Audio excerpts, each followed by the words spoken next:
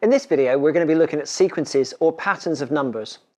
We're going to look at generating the terms of an arithmetic or geometric sequence, calculating the nth term of those sequences, and we'll also look at calculating the nth term for a quadratic sequence. Before you start watching this video, I'd like to suggest watching the linear and the quadratic equations videos first, as both of these are referenced in this video. We talk about the nth term through this video, and it's worth spending a moment to clarify what the n in nth term stands for. It's the place that a number sits in the pattern or sequence of numbers. The first n value is always 1. The second value for n is 2, and so on.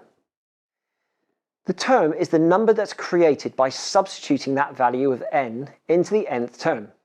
So we tend to write the sequence as an plus b, where a is the coefficient of n and b is the constant if there is one. Here you can see three different sequences or patterns of numbers. The first one is 2, 6, 10, 14 and 18. You can see that there's a consistent change as it goes up by 4 each time. As the change or difference between each number is always plus 4 and therefore consistent, it's called an arithmetic sequence. In this next sequence of numbers, you can see that the change between the numbers increases as we move along the sequence. However, if you look at the increase itself, you can see that it changes by a consistent amount, and the increase goes up by 2 with each change in the increase. This second difference, consistency, means that it's a quadratic sequence. The last sequence of numbers is quite a famous one, where each number is created by adding the previous two numbers together. It's called a Fibonacci sequence, and it's often found in nature, famous works of art, and it's strongly connected to the golden ratio. That's well worth an internet dive if you're intrigued by it. Evidence of this type of sequence has been found as early as 200 BC, many years before the man that it was named after, an Italian mathematician, was even born. So with all patterns, to try and find out which type it is, just look for the pattern of the increase. Is there a first difference or a second difference, or how is the next number in the sequence created? In this question, we're asked to write the terms of a given sequence called an nth term, which in this case is 4n minus 2. In order to calculate the values of this expression, or nth term, remember what the value of n stands for. It is that number's place in the sequence or pattern of numbers. So here, the first term will be created when we substitute 1 in for n. There'll never be a value of n lower than 1, in the same way as there will never be anyone who finishes a race before the first person. Also, the values of n are always integers, which is a useful piece of information that we're going to come back to later on in this video, when we're going to try and find whether a number is in a sequence. So the value of n always goes up by 1 each term in the sequence. Our sequence tends to be written in the form of an plus b, although they can be swapped around occasionally, as we'll see later. So here, if you substitute in the value for 1 for n, you get 4 times 1, which equals 4, take away 2, which is 2. You can continue to substitute in your values for n for each consecutive term to calculate them. However, there is a shortcut that we can use from the linear equations video that we saw when calculating the values of y from a given set of values for x. To do so, we need an imaginary 0 value, which we'll write here. We know that 4 times 0 will be 0, and then you subtract 2 to get our imaginary 0 term of negative 2, which is the same as the b value of our negative 2 in our nth term. We know the increase between the imaginary 0 term and our first term is 4, which is the same as the a coefficient, so we can keep increasing by 4 to get the next term, and the next to get 6, 10, 14 and 18. So our sequence here is 2, 6, 10, 14 and 18. We always take our first sequence as the first value from the n value of 1. Here we have a sequence of numbers, and we need to calculate the nth term from them. As before, we can borrow some processes from the linear equations video. Our sequence is 11, 15, 19 and 23. What I'm going to do is put a grid around them and put their n values above them. We can now consider their values of n for each term and create an imaginary zero term. We can see that the sequence is increasing by a consistent rate of 4 each time, so we know this is called an arithmetic sequence, which means the power of n is 1, and takes the form of an plus b. Here, because the increase is 4 each time, I know that's going to be the coefficient of n, and if I go backwards and find the zero term, it's positive 7. And I know that's going to be our b value that we can put on the end. So we can write this sequence 4n plus 7.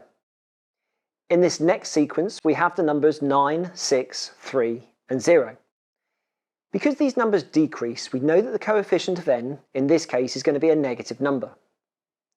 And if we measure it, it's going to go down by 3 each time. Because it goes down by 3 each time, we can create the zero term by going backwards and increasing by 3 to get 12.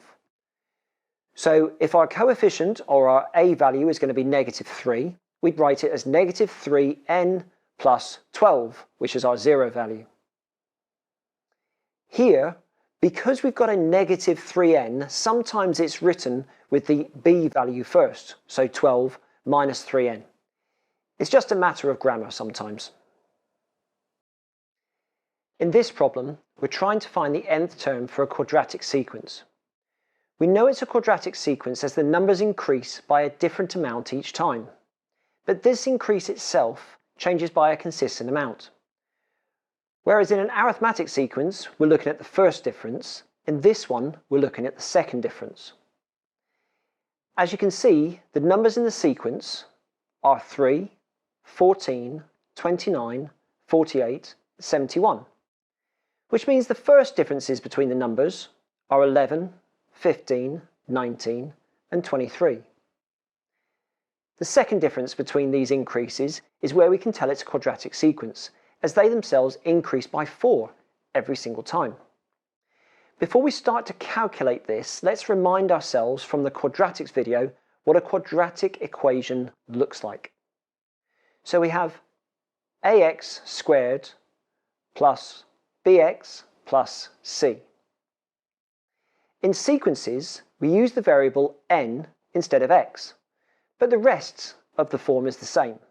As n refers to its place in the sequence, we can calculate that part of each term without knowing what a, b, or c are. We know that the value of n starts with 1 for the first term, so we substitute that in to get the following equation.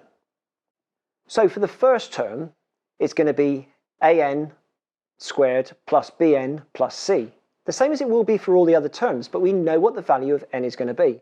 In the first term, when n is 1, you'll end up with a times 1 squared, which is just a, b times 1, which is just b, and c.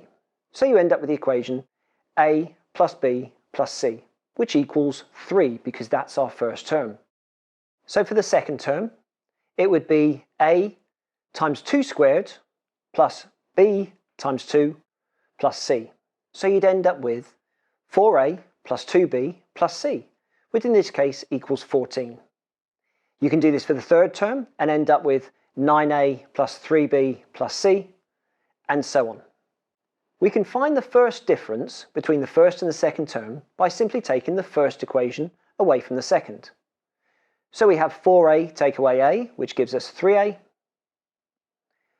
2b take away b, which gives us b, and c take away c, which makes c disappear altogether, and we end up with the first difference of 3a plus b.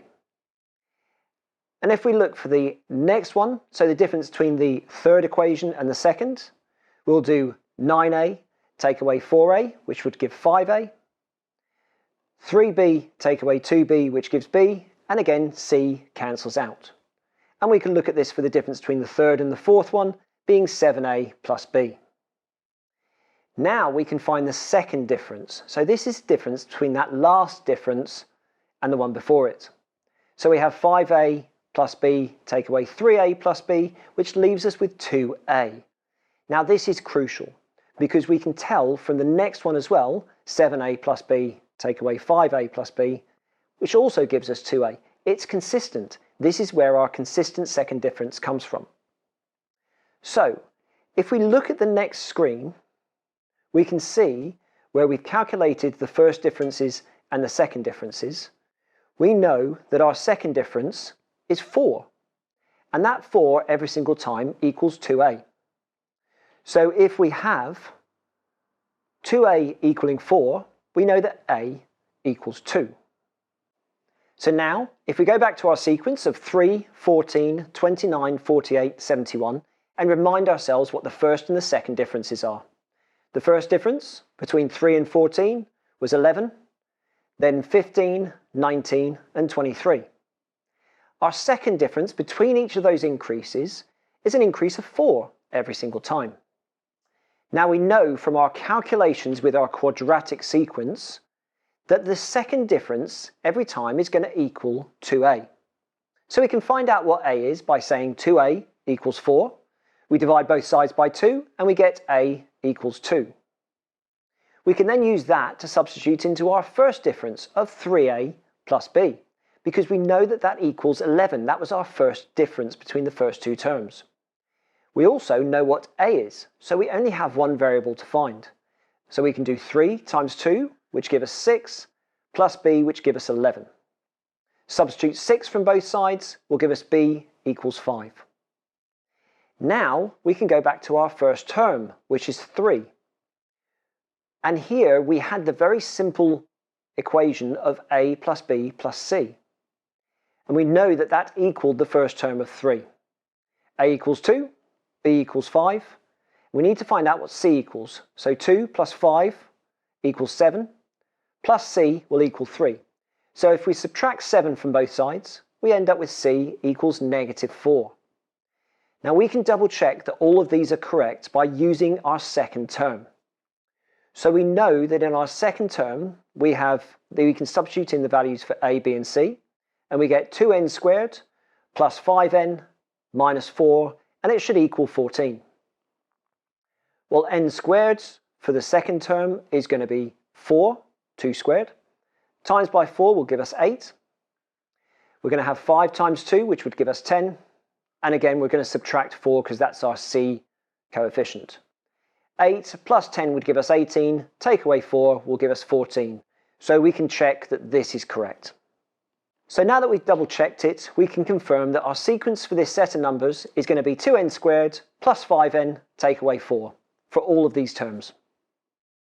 So here we looked at different types of sequences, then focused on generating the terms from an arithmetic or geometric sequence, using the imaginary 0 term and adding our gradient or our a value each time. We then looked to calculate the nth term for both an arithmetic sequence and a quadratic sequence. In the next video, we'll be looking at graphing equations and finding solutions from them. I'll see you then.